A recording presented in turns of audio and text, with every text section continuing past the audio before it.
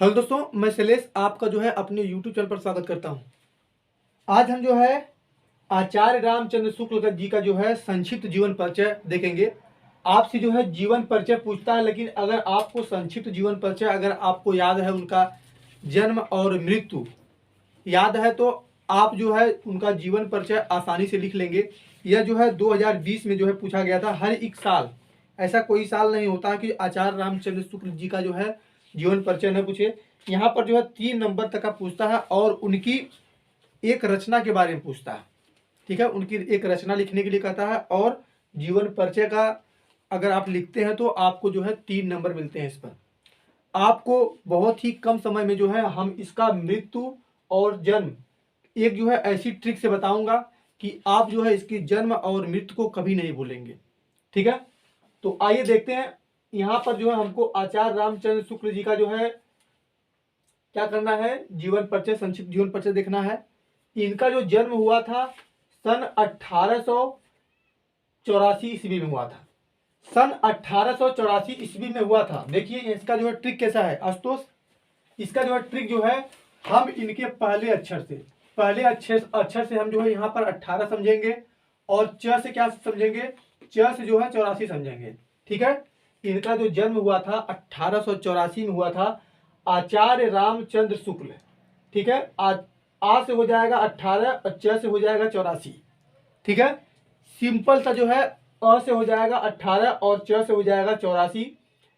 और इनका जो जन्म स्थान जो है बस्ती जिले का अगोना ग्राम था। यह जो है आपको याद करना होगा कि इनका जो है बस्ती जिले का अगोना नामक एक गांव था। अगोना जो था उनका एक गांव था, उसी गांव में जो है इनका जन्म हुआ था आचार्य रामचंद्र शुक्ल जी का। ठीक है, और पिता का नाम जो था, पिता का नाम जैसे कि इनका जो चंद्र था, यहाँ पर चंद्र से जो है सिंपली से जो है चंद्र का मतलब है कि इनके पिताजी के नाम में भी क्या आएगा, चंद्र आएगा। ठीक है, अगर यहाँ पर जो है इनके नाम में चंद्र आया है तो इनके भी नाम में चंद्र रहेगा। इसको जो है आप याद कर लीजिएगा कि आचार्य रामचंद्र शुक्ल जी के पिता का नाम क्या था, चंद्रबली शुक्ल था। ठीक है, इनका भी क्या था, चंद्र था, और इनका भी क्या था, चंद्रबली शुक्ल। अब जो है इनकी शिक्षा क्या हुई थी, इनकी शिक्षा देखो जो है एफए किए थे। एफए का मतलब होता है कि आज के समय में एफए को हम लोग क्या बोलते हैं, इंटरमीडिएट बोलते हैं। पहले जो होता था 1984 तक जो होता था, 1990 सन 1900 तक जो था, उस समय जो हम लोग जो है इंटरमीडिएट बोलते थे। इंटरमीडिएट को हम लोग जो है एफए बोलते थे। आप जो है यहाँ पर इंटरमीडिएट भी ले सकते हैं, लेकिन यहाँ पर जो है पहले जो है इंटरमीडिएट को हम लोग जो है एफए बोलते थे, वो लोग बोलते थे, हम लोग नहीं। अब हम लोग जो है इंटरमीडिएट बोलते हैं। अब इनका जो है आजीविका क्या थी, आजीविका का मतलब है कि इनका जो है क्या करते थे, यह कौन सा कार्य करते थे।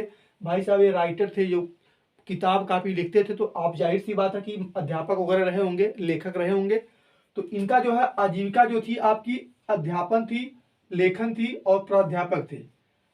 ठीक है, अध्यापन लेखन और प्राध्यापक, यानी कि आप इससे समझ लीजिए कि आचार्य रामचंद्र शुक्ल जी क्या रहे होंगे, आजीविका उनकी जो है जीविका क्या थी। किससे समझो कि उनका जो है दिन कटता था या उनका जो है घर चलता था। बोले तो यहाँ पर जो है अध्यापन लेखन और प्राध्यापक। ठीक है, मास्टर थे, सिंपल सा। और मृत्यु कब हुई थी, मृत्यु जो हुई थी उनकी कितना हुई थी, 1941 में हुई थी। 1941 में हुई थी। आप जो है 1884, यहाँ पे कितना है, 1884 में जो है इनका जन्म हुआ था।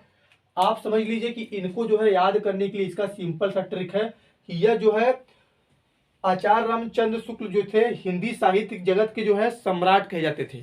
सम्राट वही होता है जिसका जो है 56 इंच का सीना होता है कि नहीं। सम्राट जो थे, यह जो है हिंदी साहित्य के जो है सम्राट कहे जाते थे। इनका जो है 56 इंच का सीना था। तो इनका जो है जन्म जब हुआ था तो समझ लीजिए कि उनका जब जन्म हुआ था उनका जो है 56 इंच का सीना था।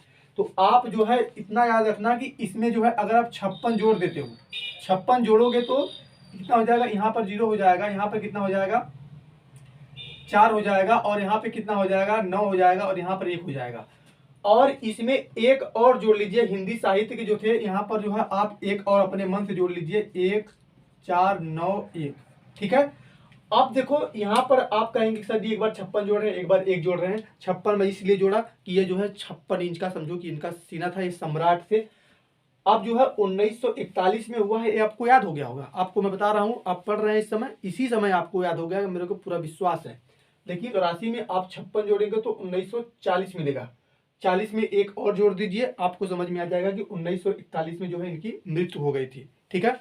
यानी कि जो 56 इंच का सीना था, 57 होने पर जो है इनका जो है क्या हो गया, डेड हो गया, मृत्यु हो गई। ठीक है, ऐसे समझ लीजिए। और लेखन विद्या क्या थी इनकी? लेखन विद्या इनकी थी आलोचना, निबंध, नाटक, पत्रिका, काव्य, इतिहास आदि। ठीक है। लेखन विद्या का मतलब क्या होता है? लेखन विद्या का मतलब क्या था दोस्तों? लेखन विद्या का मतलब होता है कि क्या ये लोग लिखे थे, निबंध लिखे थे, नाटक लिखे थे, पत्रिका लिखे थे। ठीक है। अब जो है साहित्य में इनकी पहचान क्या थी? यह जो है इनकी पहचान देखिए, अगर आप जो है गाना गाते हैं या पढ़ते हैं तो आपकी पहचान कैसे बनेगी कि आप ये जो है सिंगर है। ठीक है। तो ये क्या रहे होंगे? एक निबंधकार थे, अनुवादक थे, आलोचक थे, संपादक थे। यानी जिस चीज में आप, जिस लाइन में है, जिस कैटेगरी में है, उस आप इंजीनियर है तो आपको जो है इंजीनियर कहेंगे। ठीक है। यहाँ पर जो है आपकी पहचान क्या हो रही कि आप इंजीनियर हैं। साहित्य में पहचान उनकी जो है इस तरह से थी। और उनकी भाषा क्या थी? शुद्ध साहित्य, सरल एवं व्यवहारिक भाषा थी। यह जो है, जो सम्राट बनता है, जो सम्राट है उसकी जो है व्यवहारिक भाषा रहेगी ना भाई, व्यवहारिक भाषा उसकी रहेगी, सरल भाषा रहेगी। सरल भाषा रहेगी, उसको सभी लोग चाहने वाले होंगे, तभी वो सम्राट बना होगा। सम्राट इसलिए कह रहे हैं कि यह जो है बहुत ही इंपॉर्टेंट, लास्ट वाली जो लाइन दिया गया है बहुत ही इंपॉर्टेंट है, बहुत ज्यादा एग्जाम में आप लिख सकते हैं इसको। और लास्ट में हम ये भी बताएंगे कि इसको आप किस तरह से विस्तार से लिख सकते हैं। और इनकी शैली क्या थी? वर्णनात्मक थी, विवेचनात्मक थी, व्याख्यात्मक थी, आलोचनात्मक थी, भावात्मक तथा हास्य व्यंग्यात्मक थी। ठीक है। इनकी जो शैली थी, लिखने की जो शैली थी, वर्णनात्मक, वर्णन करने वाली थी, विवेचना करने वाली, व्याख्या करने वाली, आलोचना करने वाली, भावात्मक, भाव, उसमें भाव प्रकट करने वाली, हास्य व्यंग करने वाली यानी हंसने वाली। ठीक है। और इनकी जो शैली थी लिखने की, ये सब थी। और साहित्य में जो स्थान था, साहित्य में पहचान तो आप इस तरह से देखें कि यह किस तरह से जो है लिखते थे। और साहित्य में इनका स्थान क्या था? सबसे पावरफुल आदमी थे। शुक्ल जी को हिंदी साहित्य के जगत में आलोचना का सम्राट कहता था। क्या कहता था? सम्राट कहता था। सम्राट जिसको कहते हैं, उसी को कहते हैं जिसका 56 इंच का सीना होता है, जो बहुत ताकतवर होता है। ठीक है। तो इसको जो हम लोग क्या कहेंगे, इसका, इनका जो है साहित्य में जो स्थान था, उनका जो है हिंदी साहित्य में जगत में वो जो है आलोचना का सम्राट कहा जाता था इनको। आलोचना का जो है इनको सम्राट बोलते थे। ठीक है। और अगर आप इतना संक्षिप्त जीवन परिचय अगर आपको इतना याद हो गया तो आप इसको जो है 10 नहीं 12 लाइन में लिख सकते हैं। आपको बता दें कि एक पेज ऐसा आएगा, ऐसा इतना चौड़ा रहता होगा, इतना चौड़ा नहीं रहता है। बुक में आपको दिखाता हूँ। एक समझ लीजिए कि एक ऐसी बुक रहती होगी, एक ऐसी बुक रहती है, ये इतनी इतनी चौड़ी जो है, ऐसी ऐसी आपकी जो है कापी रहती होगी। आप जो है यहाँ पर जो है उसका जीवन परिचय, आचार्य रामचंद्र शुक्ल जी का जीवन परिचय लिख दीजिए। लाइन है तो वहां पर जो है एक लाइन छोड़ सकते हैं आप, एक लाइन छोड़ दीजिए। फिर यहाँ पर जो है जीवन परिचय लिखिए। और इसमें जो है 10 लाइन जो है आप आसानी से जो है उसको लिख सकते हैं। 10 लाइन अगर यहाँ पर लिखेंगे तो 1-2 लाइन अगर नीचे छूट जाता है तो कोई दिक्कत वाली बात नहीं है। अगर इतना अगर आपको याद हो जाता है तो आपने 10 लाइन नहीं 12 लाइन में जीवन परिचय लिख देंगे। ठीक है। तो आपको बस 3 नंबर लेना है, 3 नंबर मिल जाएगा।